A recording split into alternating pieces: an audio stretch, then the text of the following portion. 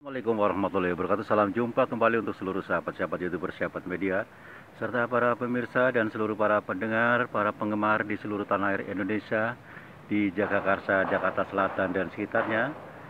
Di sini saya pribadi, Bung Jepri, selaku pemandu pembawa acara Radio RAS yang ada di channel saya mengudara kembali untuk Anda dalam acara Tanya Jawab seputar dunia lain, edisi religi.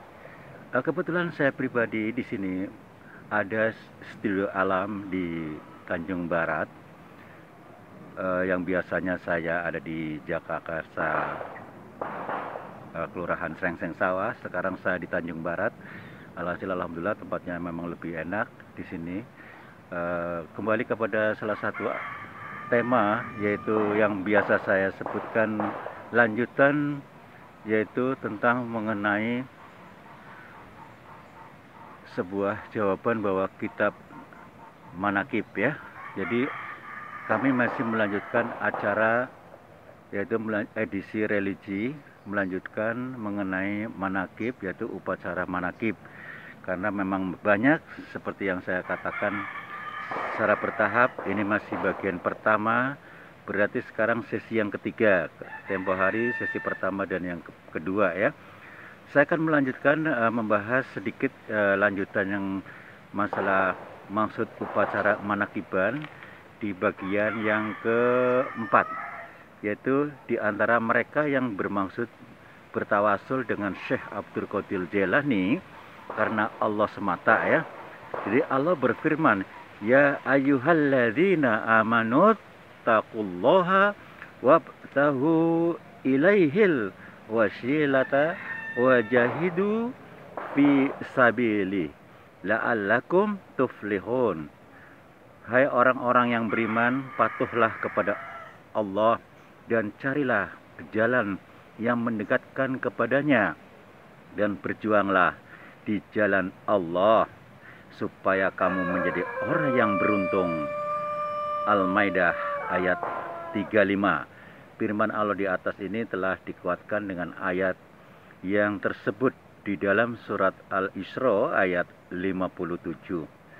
Yang selanjutnya yaitu bagian kelima, ada di antara mereka yang bermaksud untuk melaksanakan nazar karena Allah semata, bukan karena maksiat. Hal ini sesuai dengan hadis Nabi tersebut di dalam kitab Sahih Bukhari juz ke-8 halaman 154, yang artinya siapa saja yang nazar karena mentaati Allah semata, maka laksanakan nazar itu. Dan siapa saja yang nazar karena maksiat kepada Allah, maka urungkanlah nazar tersebut. Yaitu HR Bukhari dari Aisyah. Di samping maksud-maksud sebagaimana di atas tersebut, ada pula yang mengadakan manakiban dengan tujuan untuk membaca tasbih, berzikir kepada Allah dan lain-lain.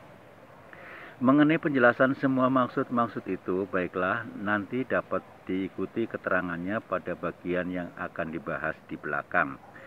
Sekarang urutan yang kelima, ya. Yang kelima, kedudukan hukum manakiban. Ini baru sampai ke tingkat terakhir, ya. Di bagian pertama, sesi ketiga, saya akan menjelaskan tentang masalah kedudukan hukum manakiban.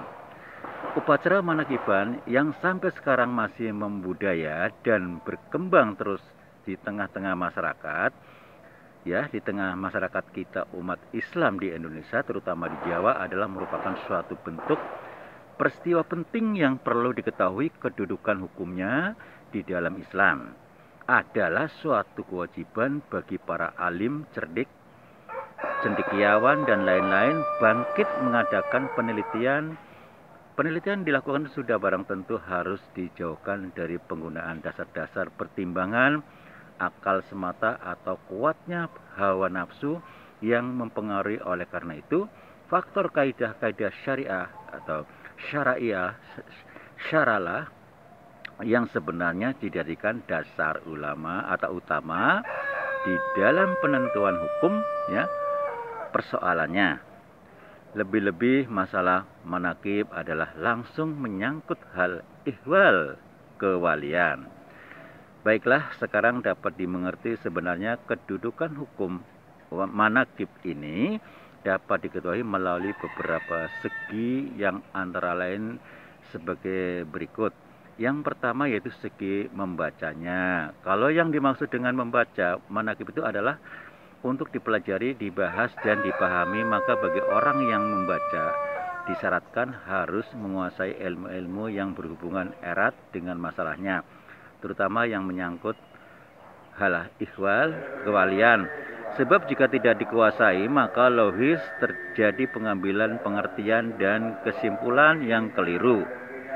Akan tetapi, membaca manakib dengan tujuan hanya sekedar dibaca, bukan itu dipelajari, dibahas, dan seterusnya, maka ya baginya itu tidak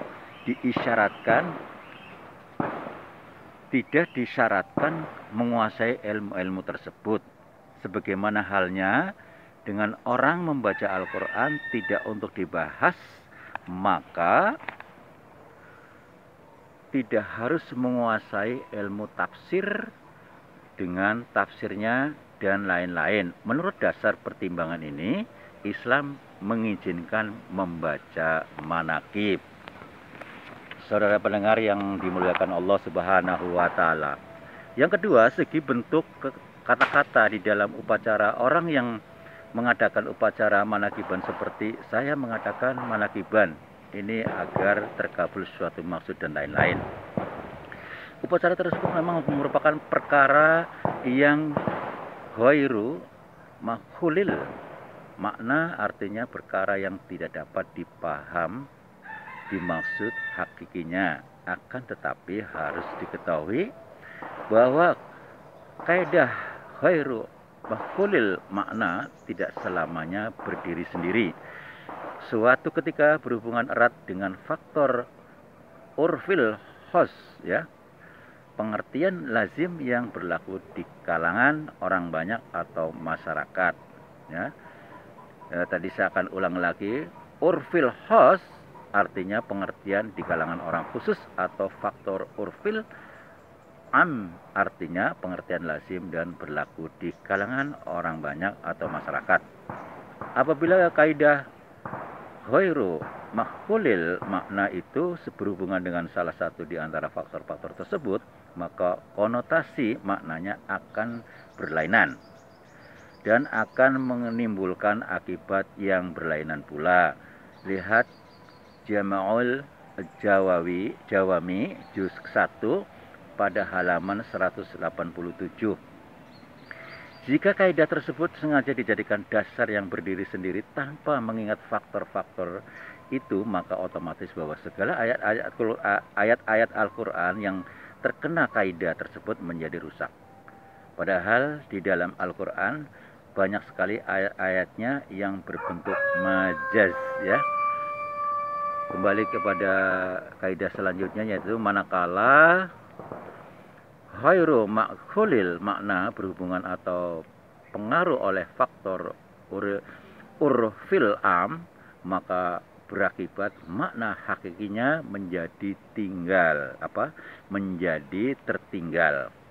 Di dalam kitab Min Falsafatil